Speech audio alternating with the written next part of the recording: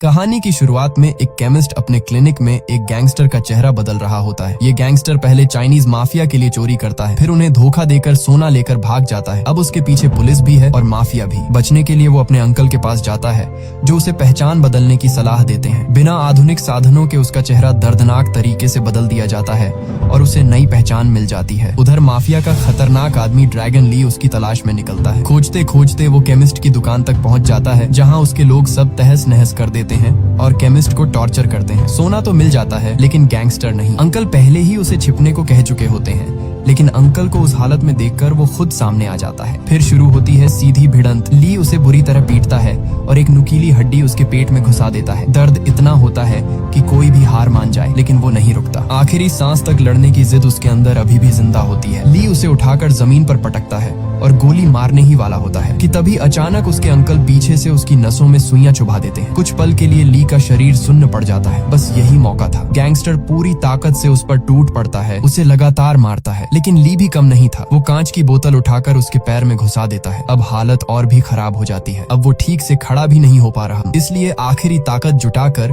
वो एक जोरदार पंच मारता है, इतना जोरदार कि ली कई फीट दूर जा गिरता है। वो तुरंत अपने अंकल के पास भागता है। उन्हें देखकर साफ समझ आता है कि हालत बहुत खराब है। वो उनकी मदद करने ही वाला होता है कि तभी ली आखिरी चाल चलता है। एक ग्रेनेड उनकी तरफ फेंक देता है। अगले ही पल जोरदार धमाका होता है। ली को लगता है कि अब सब खत्म हो चुका है, इसलिए पुलिस के आने से पहले वो वहाँ से भाग जाता है। लेकिन कहानी यहीं खत्म नहीं होती। धुएं के बीच हम देखते हैं कि वो गैंगस्टर अभी भी जिंदा है। असल में उसके अंकल ने ग्रेनेड पर खुद कूदकर उसकी जान बचा ली थी। उन्होंने अपनी जिंदगी देकर उसे एक और मौका दिया। वो उन्हें उस हालत में छोड़कर जाना नहीं चाहता, लेकिन आखिरी सांसों में उनके अंकल सिर्फ एक बात कहते हैं, यहाँ से दूर चले जाओ और एक नई जिंदगी शुरू करो। इस बार वो उनकी बात मान लेता है और बिना पीछे देखे वहाँ से चला जाता है। थोड़ी ही देर बाद एक लड़की उसे वहाँ से जाते हुए देख लेती है और तुरंत पुलिस को खबर कर देती है। पुलिस उसे ढूंढने की पूरी कोशिश करती है, लेकिन अब वो वही इंसान नहीं रहा। नया चेहरा, नया नाम, नई पहचान। वो उनकी पकड़ से हमेशा के लिए बाहर हो चुका था। समय बीतता है, एक दो नहीं पूरे 15 साल गुजर जाते हैं और फिर हम उसे दोबारा देखते हैं। अब वो कोई गैंगस्टर नहीं बल्कि एक शांत जिंदगी जीने वाला इंसान बन चुका है। एक शेफ जो बस अच्छा खाना बनाता है और अपनी दुनिया में रहता है। लोग उसे अंकल चैन के नाम से जानते हैं और किसी को भी अंदाजा नहीं कि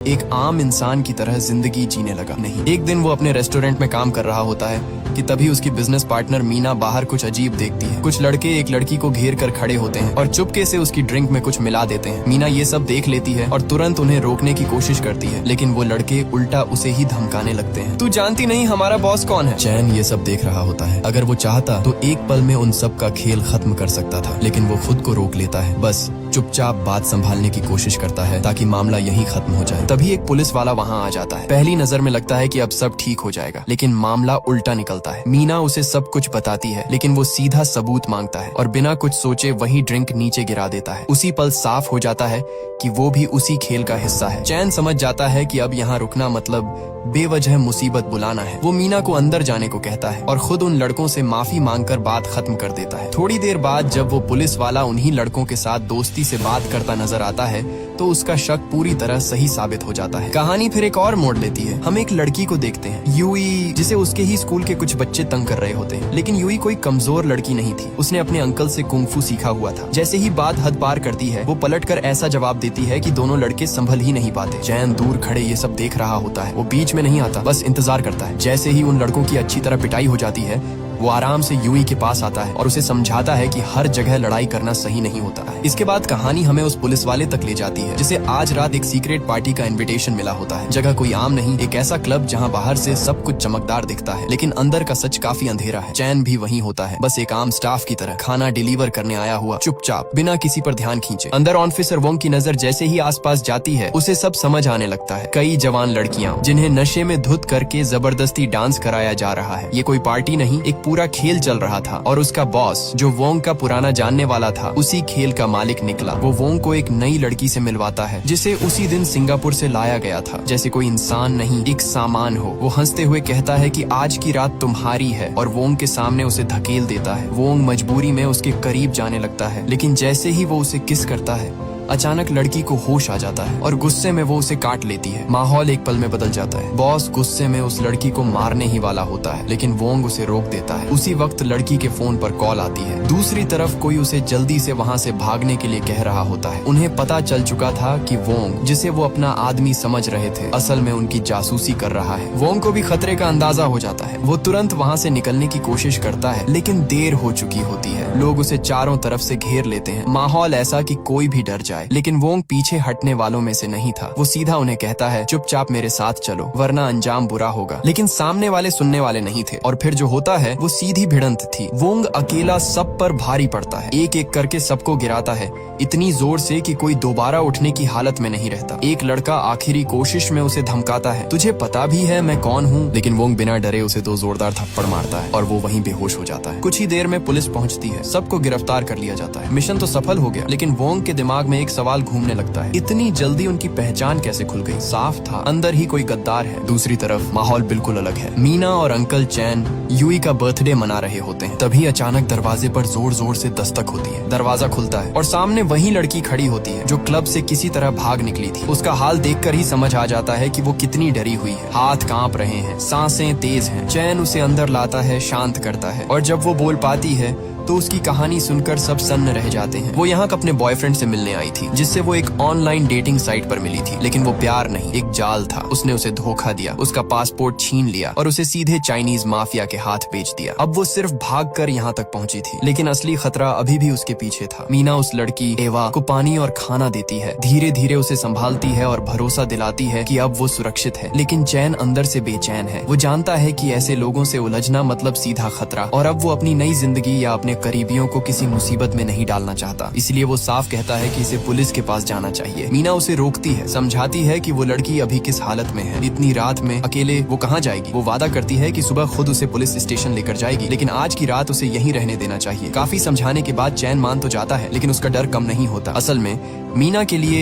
ये सिर्फ किसी अजनबी की मदद नहीं थी, ये उसकी अपनी कहानी का हिस्सा था। सालों पहले वो भी ऐसे ही इस अनजाने देश में फंसी थी। लोगों ने उसका इस्तेमाल किया, उसे तोड़ दिया। एक वक्त ऐसा भी आया जब उसने अपनी बेटी के साथ सब खत्म करने का फैसला कर लिया था, लेकिन उसी वक्त चैन उसकी जिंदगी में आया और उसे एक दूसरा मौका दिया। आज वो वही एहसान किसी और के लिए चुकाना चाहती थी। अगली सुबह सब कुछ अचानक बदल जाता है। मीना रेस्टोरेंट में सफाई कर रही होती है कि तभी कुछ लोग वहाँ आ पहुँचते हैं। वो उन्हें कहती है कि दुकान अभी बंद है, लेकिन वो बिना सुने जबरदस्ती अंदर घुस जाते हैं। उनकी नजर सिर्फ एक चीज ढूंढ रही होती है, एवा। थोड़ी देर में वो उसे ढूंढ लेते हैं।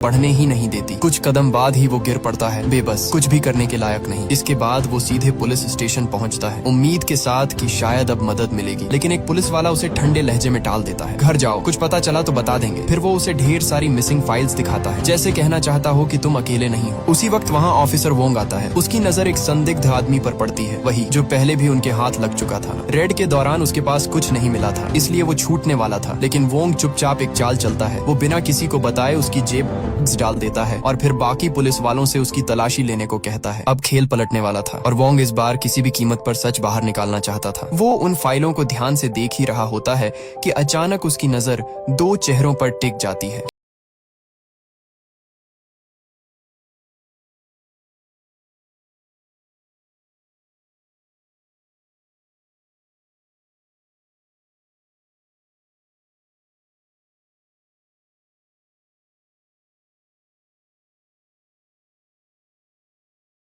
लड़की कहाँ है, लेकिन वो चालाकी दिखाता है, साफ मना कर देता है। कहता है कि बिना वकील के एक शब्द नहीं बोलेगा। वोंग हल्का सा मुस्कुराता है, जैसे उसे पहले से पता हो कि ये कब तक टिकेगा। वो गार्ड से कहता है कि इसके लिए कॉफी ले आओ, और जैसे ही गार्ड्स बाहर जाते हैं माहौल बदल जाता है। कुछ ही मिनटों में बिना शोर किए वो उससे सब कुछ उगलवा लेता है। अब उसके पास वो जानकारी है जिसकी उसे तलाश थी। इसके बाद वो अपनी रिपोर्ट कमिश्नर साइमन को देता है और साइमन उसकी कामयाबी से काफी खुश नजर आते हैं। धीरे धीरे ये भी साफ होता है कि उनके बीच रिश्ता सिर्फ ऑफिस का नहीं है। साइमन साइमन उसके अंकल जैसे हैं। उन्होंने ही वोंग को इस मुकाम तक पहुंचाया। वही थे जिन्होंने उसे पुलिस की वर्दी तक का रास्ता दिखाया। फिर दोनों एक ऐसी जगह जाते हैं जहां सब कुछ और भी पर्सनल हो जाता है। वो उसके पिता की कब्र के सामने खड़े होते हैं और यहीं एक बड़ा सच सामने आता है। 15 साल पहले जिस बच्चे ने उस गैंगस्टर को भागते हुए देखा था वो कोई और नहीं, खुद वोंग था। उसी दिन उसका बचपन खत्म हो गया था। उसके पिता उस इलाके में ड्यूटी पर थे, लेकिन जब वोंग उनके पास पहुंचा तो वो जमीन पर गिरे हुए थे, गोली लग चुकी थी। उसने अपनी आंखों के सामने अपने पिता को दम तोड़ते देखा और तभी से उसके अंदर सिर्फ एक ही चीज बची, बदला। वो मानता है कि उस दिन जो गैंगस्टर वहाँ से भागा था वही उसके पिता का कातिल है। सालों से वो उसे ढूंढ रहा है, बस एक मौके के इंतजार में, ताकि उसे सजा दे सके। लेकिन साइमन उसे समझाते हैं, कहते हैं कि सामने वाला कोई आम आदमी नहीं है, हर कदम सोच समझ कर रखना होगा। उधर दूसरी तरफ चैन भी चुप बैठने वालों में से नहीं था। वो हर जगह तलाश करता है, आसपास के सारे सीसीटीवी कैमरे खंगालता है। आखिरकार एक फुटेज में उसे वो कार दिख जाती है जिसमें उसकी बेटी को उठाकर ले जाया गया था। नंबर प्लेट मिलते ही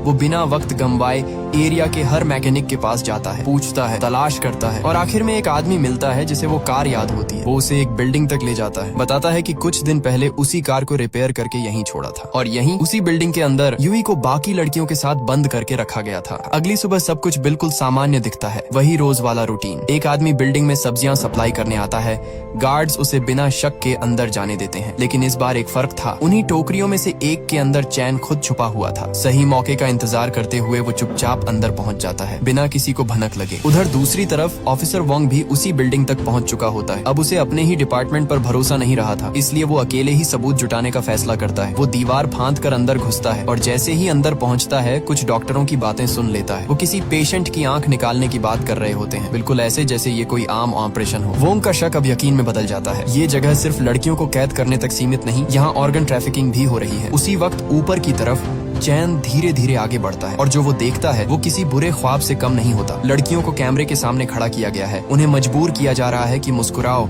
अच्छा दिखो, क्योंकि उनकी ऑनलाइन नीलामी हो रही है। जो लड़की इनकार करती है उसे बेरहमी से पीटा जाता है। यहाँ बस एक ही नियम चलता है, या तो हंसते हुए बिक जाओ या फिर तुम्हारे शरीर के टुकड़े करके बेच दिए जाएंगे। उधर वोंग तलाश करते करते तीसरी मंजिल तक पहुँच जाता है जहाँ उसे एवा मिलती है। वो उसे देखते ही टूट जाती है, रोते हुए मदद की भीख मांगती है। वोंग के लिए वो पल आसान नहीं था, लेकिन उसे पता था कि अगर अभी जल्दबाजी की तो पूरा नेटवर्क बच निकलेगा। वो उसे भरोसा देता है, मैं वापस आऊंगा, और आगे बढ़ जाता है। थोड़ी ही देर में वो एक कमरे में पहुंचता है और वहाँ जो दिखता है वो उसकी सोच से भी ज्यादा खौफनाक था। एक लड़की की लाश जिसके सारे ऑर्गन्स निकाल लिए गए थे। दूसरी तरफ चैन एक गार्ड का पीछा करते हुए एक कमरे तक पहुंचता है। अंदर कई लड़कियां बंद होती हैं। तभी उसकी नजर जमीन पर पड़ी एक छोटी सी टॉफी पर जाती है, वही टॉफी जो उसने यूई को उसके बर्थडे पर दी थी। बस अब उसे यकीन हो जाता है कि उसकी बेटी यहीं थी। गुस्से में वो उस गार्ड पर टूट पड़ता है, उसे बेहोश कर देता है। लेकिन अगले ही पल सच सामने आता है। यूई को कल रात ही कहीं और शिफ्ट कर दिया गया था और बाकी लड़कियों की हालत देखकर वो समझ जाता है। उनके पेट पर पड़े कट्स साफ बता रहे थे कि आज रात इनके साथ क्या होने वाला है। वो उन्हें बचाना चाहता है, लेकिन तभी वहाँ वोंग आ जाता है। चैन उसे देखते ही भड़क उठता है, क्योंकि उसके दिमाग में एक ही बात बैठ चुकी थी कि पुलिस भी इस पूरे खेल में शामिल है। बिना कुछ सोचे वो वोंग पर हमला कर देता है। वोंग उसे रोकने की कोशिश करता है, समझाता है कि वो दुश्मन नहीं है, लेकिन चैन के लिए अब किसी पर भरोसा करना नामुमकिन था। उसने जो कुछ देखा था उसके बाद हर चेहरा उसे झूठा लग रहा था। शोर सुनकर एक गार्ड ऊपर आ जाता है, लेकिन चैन और वोंग तुरंत दरवाजे के पीछे छुप जाते हैं। गार्ड जैसे ही आगे बढ़कर निकलता है, दोनों फिर आमने सामने आ जाते हैं और लड़ाई फिर से शुरू हो जाती है। इस बार भिड़ंत इतनी तेज होती है कि पास रखी एक अलमारी गिर जाती है और बस यही आवाज सबको अलर्ट कर देती है। नीचे बैठे हैंडलर को समझ आ जाता है कि ऊपर कुछ गड़बड़ है। वो तुरंत सारे गार्ड्स को 3rd फ्लोर पर भेज देता है, लेकिन तब तक चैन और वोंग के बीच की गलतफहमी साफ हो चुकी होती है। अब दोनों एक दूसरे के खिलाफ नहीं, साथ खड़े होते हैं और फिर शुरू होती है असली लड़ाई। चारों तरफ से गार्ड्स टूट पड़ते हैं, लाठी डंडे हथियार जो भी हाथ में है लेकर। लेकिन वोंग एक एक को गिराता चला जाता है, जैसे उसे रुकना आता ही नहीं। जो उसके हाथ से बचते हैं उन्हें चैन खत्म कर देता है। दोनों मिलकर हर आने वाले को रोकते हैं, लेकिन गार्ड्स की तादाद बढ़ती ही जा रही थी। हालात ऐसे हो जाते हैं कि संभालना मुश्किल लगने लगता है। तभी चैन 15 साल बाद एक बार फिर अपनी पूरी ताकत लगाता है। एक जबरदस्त वार और सामने खड़े कई लोग एक साथ जमीन पर गिर जाते हैं। वोंग कुछ पल के लिए रुक जाता है। एक मामूली शेफ में इतनी ताकत, उसे यकीन ही नहीं होता। लेकिन तभी उसकी नजर चैन के पैर पर पड़ती है। वही पुरानी चोट, वही निशान, और अचानक सब कुछ जुड़ जाता है। उसे याद आता है 15 साल पहले जिस आदमी ने उसके पिता को मारकर भागा था, उसके पैर में भी ऐसी ही चोट थी। अब उसे समझ आ जाता है चैन ही वो आदमी है। लेकिन ये सच जानने के बाद भी वो कुछ नहीं करता, क्योंकि अभी वक्त बदले का नहीं, मिशन का था। वोंग तुरंत बैकअप बुलाता है। बाहर से उसका आदमी दीवार तोड़कर अंदर घुसता है और उसी मौके का फायदा उठाकर वो तीनों वहाँ से निकल जाते हैं। मिशन अधूरा रह जाता है और इसी बात पर वो गुस्से में साइमन के पास पहुँचता है, लेकिन साइमन उसे उल्टा डांट देता है। कहता है कि अकेले जाकर तुमने सिर्फ अपनी नहीं पूरे प्लान की जान खतरे में डाल दी। वोंग के पास पक्के सबूत थे, लेकिन फिर भी साइमन उसे आगे बढ़ने से रोक देता है, यहाँ तक कि वो उसे ड्रैगन ली के आदमियों को छोड़ देने का ऑर्डर देता है। अब वोंग को समझ नहीं आता आखिर ऐसा क्या है जिससे साइमन डर रहा है। वो जवाब चाहता है, लेकिन लगता है साइमन पूरी सच्चाई बताने से बच रहा है। उधर दूसरी तरफ एवा की हालत और भी खराब हो चुकी होती है। उसे पकड़कर सीधे ड्रैगन ली के पास लाया जाता है, वही जो इस पूरे ह्यूमन ट्रैफिकिंग नेटवर्क का असली मालिक है। उसकी एक अजीब आदत होती है, हर खूबसूरत लड़की की पेंटिंग बनाकर अपने घर में सजा कर रखता है, जैसे वो इंसान नहीं कोई ट्रॉफी हो। वो गुस्से में उस लड़के को सजा देता है जिसने पुलिस तक खबर पहुंचाई थी। उसके मुंह में कई ब्रश ठूंस देता है और कहता है एक भी गिरा तो खत्म। तभी वहाँ एक लड़की आती है जो इस पूरे काम में ली की मदद करती है और यहीं एक और बड़ा राज खुलता है। 15 साल पहले ये पूरा नेटवर्क उसके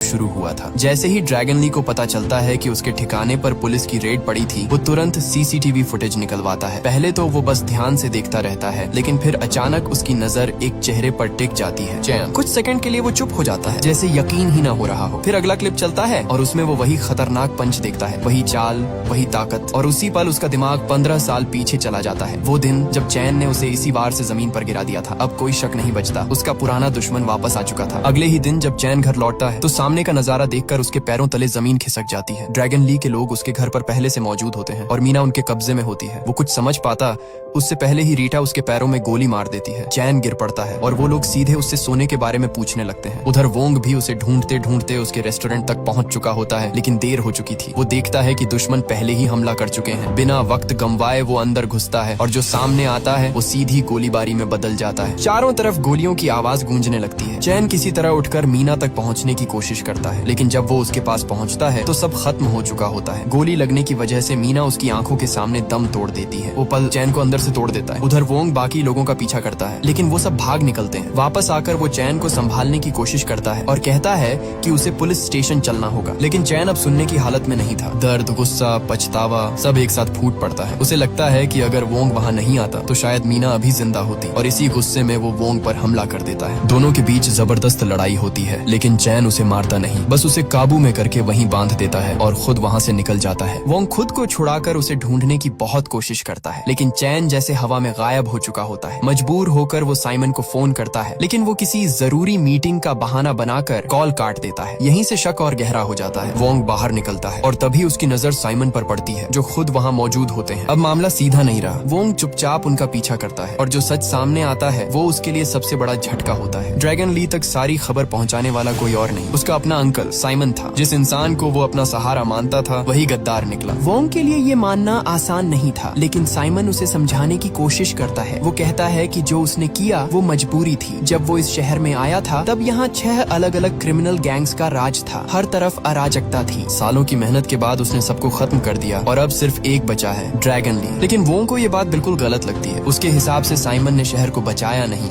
बल्कि एक ही राक्षस को इतना ताकतवर बना दिया कि अब वही सब कुछ कंट्रोल कर रहा है। पहले जहाँ 6 गैंग्स मिलकर क्राइम करते थे, अब वही सब कुछ अकेला ड्रैगन ली कर रहा है। उधर चैन अकेला बैठा होता है, टूट चुका, लेकिन हार नहीं मानता। तभी उसके फोन पर एक वीडियो आता है। जैसे ही वो प्ले करता है उसकी सांसें रुक जाती हैं। स्क्रीन पर यूई होती है, डरी हुई, बंधी हुई, और उसके साथ जो हो रहा है वो देखना भी मुश्किल है। वीडियो के साथ साफ धमकी दी जाती है, सोना लेकर हमारे अड्डे पर आ जाओ वरना तुम्हारी बेटी को बेच दिया जाएगा। अब उसके पास कोई और रास्ता नहीं बचता। वो सालों से छुपा कर रखा हुआ सारा सोना बाहर निकालता है और बिना देर किए उनके ठिकाने की तरफ निकल पड़ता है। दूसरी तरफ माहौल और भी डरावना होता जा रहा है। लड़कियों को एक एक करके स्कैन किया जा रहा है जैसे कोई सामान हो, और फिर उन्हें कंटेनरों में बंद करके कहीं भेजने की तैयारी चल रही है। हर सेकंड के साथ वक्त हाथ से निकल रहा था। तभी चैन वहाँ पहुँचता है अपने साथ सोना लेकर। ड्रैगन ली उसे देखता है, फिर सोने को चेक करता है, लेकिन उसके चेहरे पर संतोष नहीं, शक होता है। वो कहता है इतना ही है, बाकी कहाँ है? चैन सीधा जवाब देता है, पहले मेरी बेटी को छोड़ो फिर सब बताऊंगा। लेकिन ली यहाँ सौदा करने नहीं आया था। वो चैन की आंखों के सामने ही यूई को टॉर्चर करना शुरू कर देता है। उसके पैरों के नीचे नुकीले कांच के टुकड़े गिरा देता है। यूई चीख उठती है और वो आवाज चैन के अंदर तक चीर देती है। अब वो खुद को रोक नहीं पाता। अपनी बेटी को उस हालत में देखकर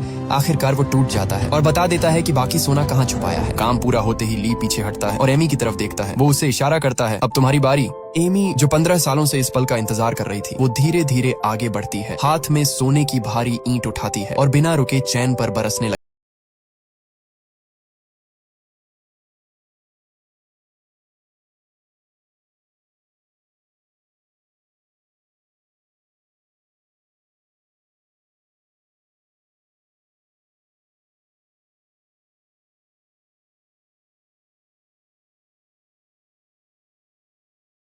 पहले ही सारी तैयारी कर रखी थी। यहाँ आने से पहले उसने वोंग को सब कुछ बता दिया था, हर सच, हर राज। यहाँ तक कि उसे ये भी पता था कि वोंग के पिता के साथ उस दिन क्या हुआ था, और अब वो सब कुछ खत्म करने के लिए तैयार था। अगर इसके बदले उसे अपनी बेटी मिल जाए तो वो खुद को कानून के हवाले करने के लिए भी तैयार था। वोंग के आदमी ऑफिसर ली के लोगों पर टूट पड़ते हैं, एक एक करके सबको खत्म करते हुए माहौल को पूरी तरह खौफनाक बना देते हैं। हालात इतने बिगड़ जाते हैं कि ली को मजबूर होकर पीछे हटना पड़ता है, लेकिन जाते जाते वो एक चाल चलता है, यूवी को अपने साथ पकड़ लेता है ताकि कोई उस पर गोली चलाने की हिम्मत ही ना करे। एमी तुरंत समझ जाती है कि अगर अभी उन्हें नहीं रोका गया तो सब खत्म हो जाएगा। वो ली को सोने के साथ निकल जाने को कहती है और खुद पीछे रुककर सबको कवर देती है। तभी वोंग और एमी आमने सामने आ जाते हैं और फिर शुरू होती है एक जबरदस्त फाइट। हर वार में गुस्सा, हर मूव में जान लगाने की कोशिश, लेकिन आखिरकार वोंग उसे उठाकर नीचे फेंक देता है। उधर चेन जो ली का पीछा करते करते यहाँ तक पहुँचा था, अचानक उसे आंखों से ओझल होते देख हैरान रह जाता है। वो हर तरफ ढूंढता है लेकिन उसे सिर्फ यूवी मिलती है, टेरेस पर बेहोश पड़ी हुई। जैसे ही वो उसके पास जाता है, असली खेल शुरू होता है। ये सब पहले से प्लान था। ली ने वहाँ बम छुपा रखा था और ट्रिगर उसके हाथ में था। धमाका होते ही सब कुछ हिल जाता है। चेन बिना एक सेकंड गंवाए अपनी बेटी को लेकर टेरेस से नीचे कूद जाता है। यूवी बच जाती है लेकिन चेन बुरी तरह घायल हो चुका होता है। वो अभी संभल भी नहीं पाता कि ली फिर उस पर हमला कर देता है उसे खत्म करने के लिए, लेकिन ठीक उसी वक्त वोंग आ जाता है और ली पर गोली चला देता है। अब दोनों के बीच सीधी भिड़ंत शुरू होती है, गोलियों की बारिश, हर तरफ खतरा, लेकिन जल्दी ही ली की गोलियां खत्म हो जाती हैं। अब वो अपने असली अंदाज में आता है, हाथों से लड़ाई। कुंग फू और मार्शल आर्ट्स में माहिर ड्रैगन ली के सामने वोंग टिक नहीं पाता, फिर भी हार मानने को तैयार नहीं होता। जैसे ही ली आखिरी वार करने वाला होता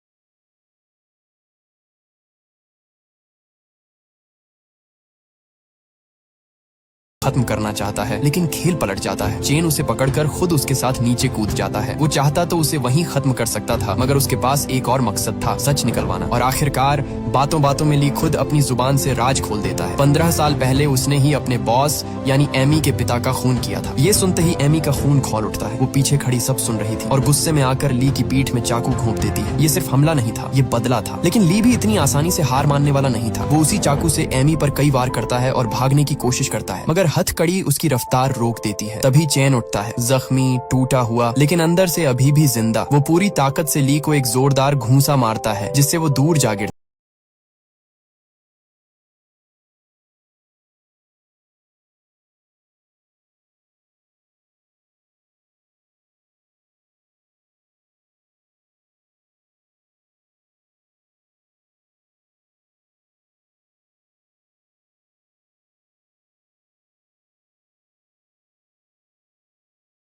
किया, हम सब संभाल ही रहे थे, लेकिन सामने से ठंडी आवाज आई, शैतान को मर जाना ही बेहतर होता है। ये बात सुनते ही माहौल कुछ सेकंड के लिए जम सा गया, क्योंकि उसी पल उसके मुंह से एक ऐसा शब्द निकल गया जिसने वोंग को अंदर तक हिला दिया। बिल्कुल वही शब्द जो उसके पिता ने मरने से पहले कहे थे। अब शक यकीन में बदल चुका था। वोंग ने बिना कुछ कहे ली की गन साइमन को पकड़ा दी, लेकिन साइमन ने मौके का फायदा उठाया। उसने उसी गन को घुमाकर वोंग के सिर पर तान दिया और फिर जो सच सामने आया उसने सब कुछ बदल दिया। उस दिन चेन ने नहीं बल्कि साइमन ने ही उसके पिता को मारा था। क्यों? क्योंकि अगर वो ऐसा नहीं करता तो उसके पिता खुद ली को खत्म कर देते और फिर साइमन के हाथ कुछ नहीं लगता। वो ठंडे लहजे में बोलता है, मैंने हमेशा तुम्हें दूर रहने का मौका दिया, पर सोचा नहीं था कि तुम भी अपने बाप जैसे ही निकलोगे। और इतना कहकर वो ट्रिगर दबा देता है। क्लिक।